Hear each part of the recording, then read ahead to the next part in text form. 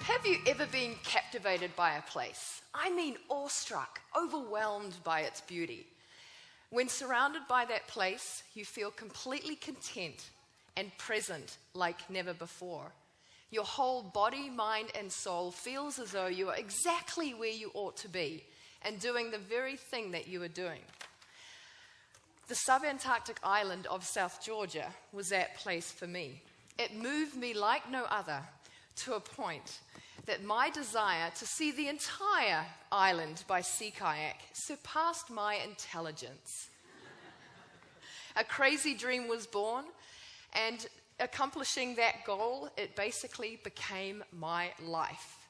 Now, when you place an immense amount of time, energy, and a lot of cash into fulfilling a dream, a lot becomes at stake. All eggs are placed in one basket, all chicks in this case, and all bets are on the same horse. Because of this reason, you seem to take more risks, and the expectations to succeed are inevitable. It has to turn out the way that I planned, right? There's no other way, right? I became emotionally attached to the idea that I would be the first to solo sea kayak around South Georgia Island. No matter what, I would not give up. And then a series of events changed the entire outcome of the expedition.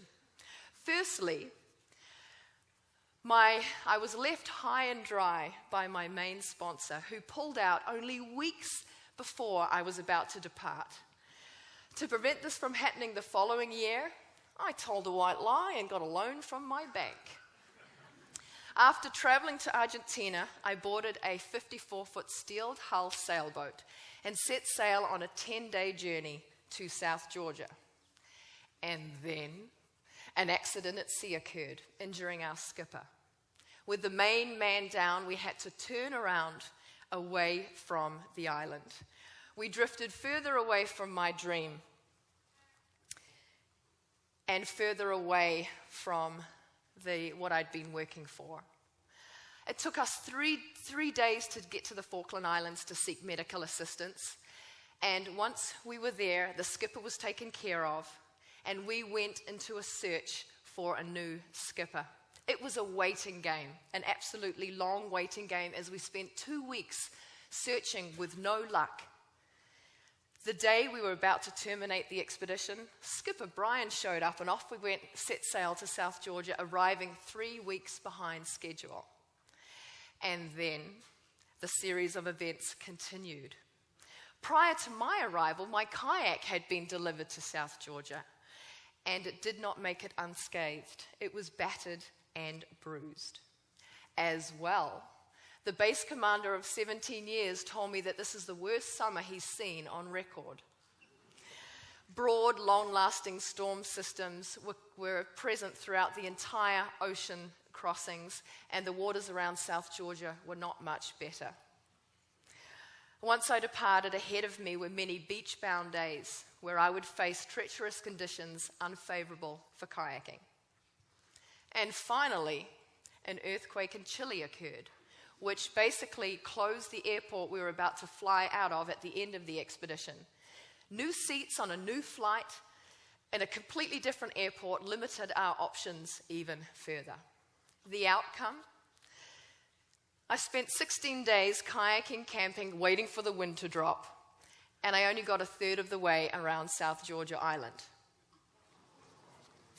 The 3-week delay, we ran out of time. The 3-week delay set us back, and the weather was not compatible with that reduced time. My goal had not been achieved. My dream was not fulfilled. It did not turn out the way that I planned, the way I told my friends, my family, my sponsors it would. I felt like I had lost the battle, succumbed to defeat.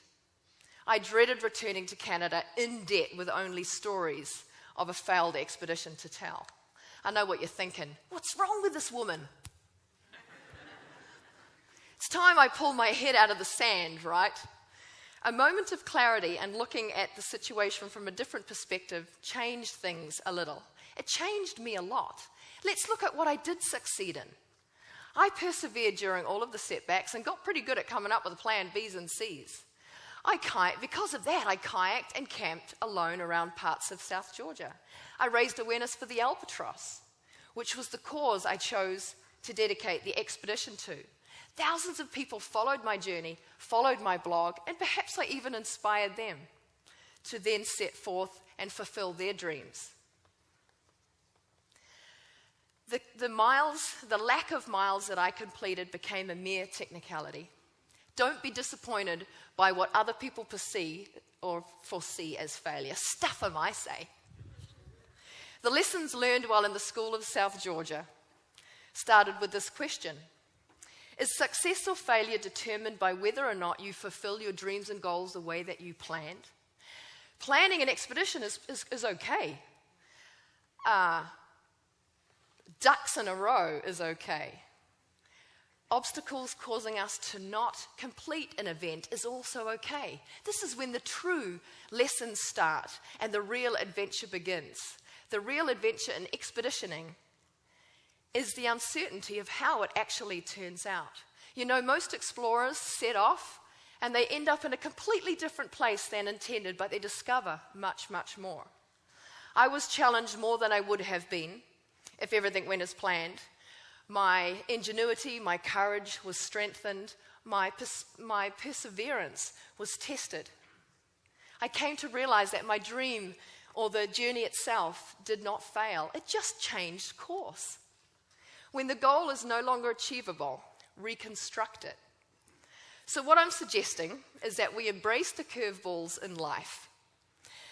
I now know that success and failure can happen in one moment. That success is something that we want. Failure is something we actually need. These opportunities to learn and grow often go unnoticed, perhaps because of the misconceptions of failure.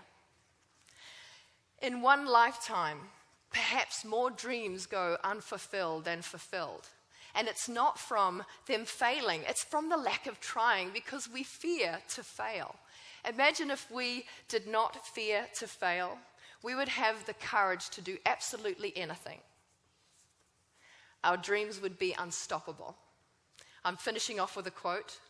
Wherever you can go, wherever you can do, whatever you can do or dream you can, begin it.